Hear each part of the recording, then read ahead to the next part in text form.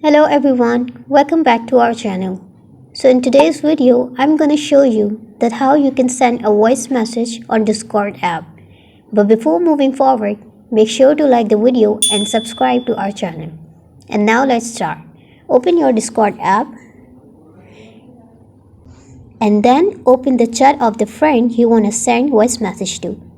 Since I'm new on this app, I need to find a new friend to send message. And for that, I'm just going to select this direct messages icon and then select this go to the friends tab.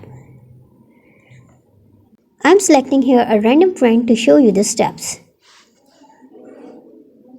Now here at the bottom bar of your chat screen, you can see this mic icon. In order to record your voice message, long press and hold this mic icon and record your voice message. And once it's done, release this icon to send a message. And it's done.